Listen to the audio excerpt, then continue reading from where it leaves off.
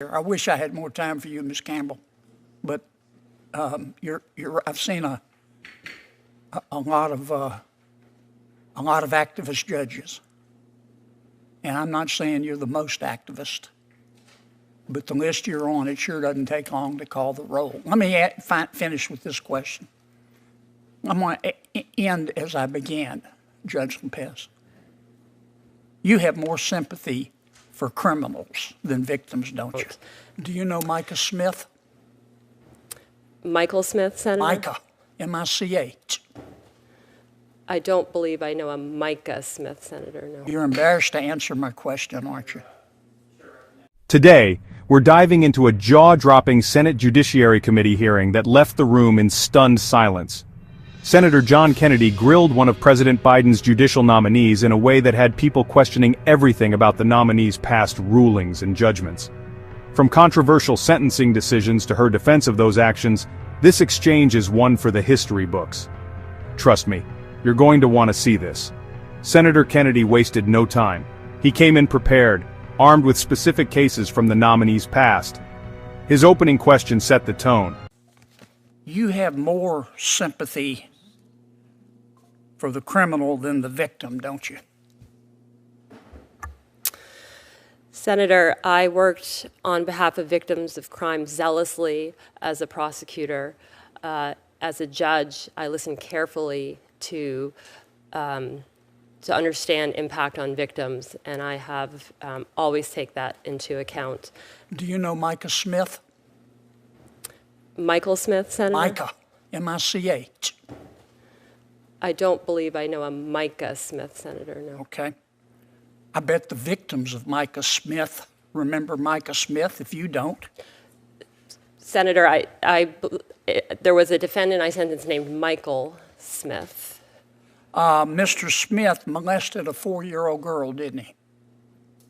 Senator, he was convicted after trial of unlawful sexual contact under Maine law. That's a nice way of putting it. That was the charge, Senator. Right.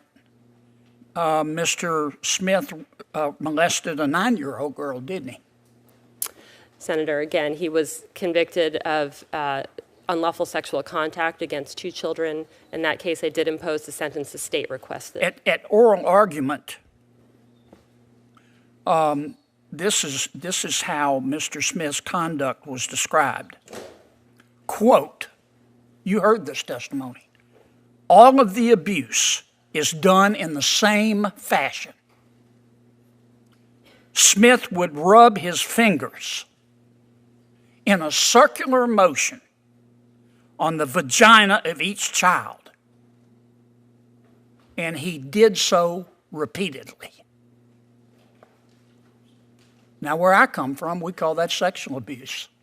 You can pretty it up all you want to, Judge. This is what you said at Mr. Micah's sentencing. These are your words, not mine. What I can say, you said, is that this is a very tragic situation of a person who has a lot of good in him. A lot of good in him.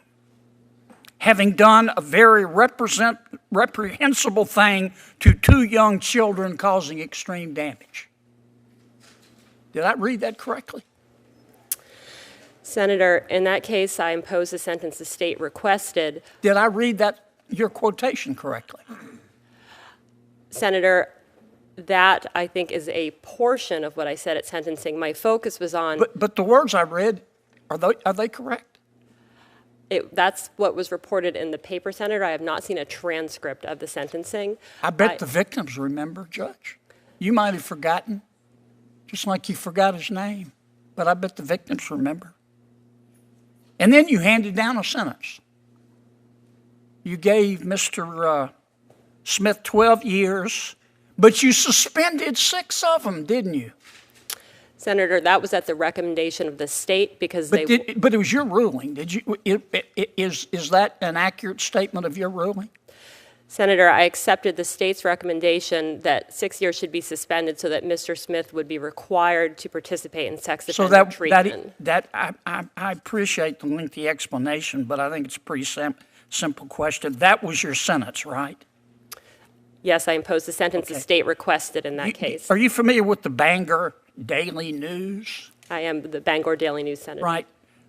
Did you read the article they wrote, quote, "Light sentences send a message that domestic violence does not matter," end quote. You remember that article? I have read it, Senator. I believe it mischaracterizes a case that is That was described. article was about you, wasn't it? My recollection, Senator, is that it described several different cases. The case that I worked on that was described there, the defendant in that case was acquitted by a jury of the most serious conduct, and that was not reflected in that article. And so the newspaper got it wrong.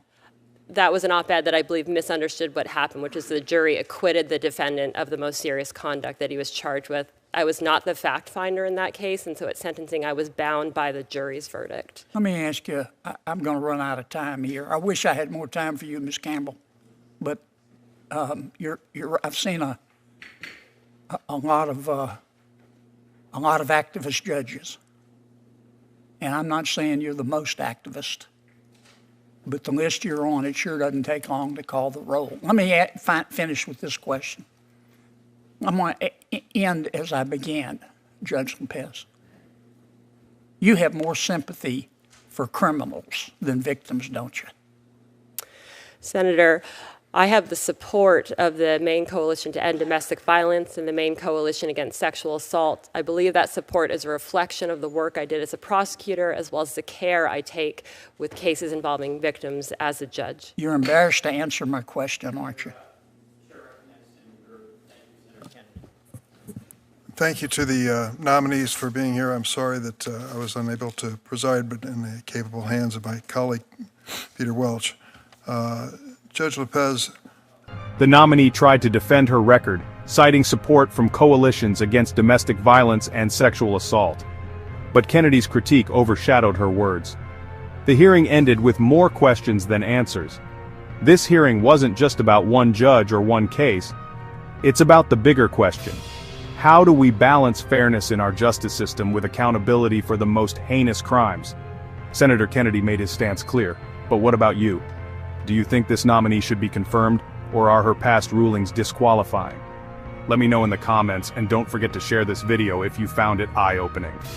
And hey, if you haven't already, make sure to smash that subscribe button and turn on notifications so you don't miss any of our deep dives into the stories that matter. Thanks for watching, and I'll see you in the next one.